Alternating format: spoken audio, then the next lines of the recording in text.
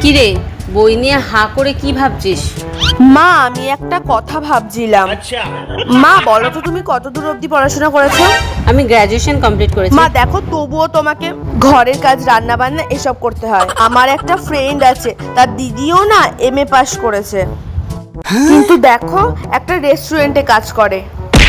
তাই আমি ভাবলাম আমি আজকে থেকে আর পড়াশোনা করব না। ও, সেই তো বলো, বড় হয়ে ঘরের কাজই করতে হবে। ঠিকই ভাবছিস তুই। A few moments later. এনে ধর ঝাঁটা। পড়াশোনা করে তো কোনো লাভ নেই, এক কাজ কর, তুই এখন থেকেই কাজবাজ শিখে নে। আগে ঘরটা ঝাড় দিয়ে নে, ঝাঁট দেবো? তারপর মুছে নিবি। আর কয়েকটা জামা কাপড় আছে, আমি পাঠিয়ে দিচ্ছি, তুই কেচে নিবি। ঝাঁট দেবো, তারপরে ঘর মুছবো, আবার তারপরে জামা কাপড়ও কাচবো। শোন বলছি, কোথায় গেল? মা আমি আসছি, আমার অনেক দেরি হয়ে গেছে, আমার ক্লাসে পুরো লেট হয়ে যাচ্ছি আমি। ক্লাসে যাবি না?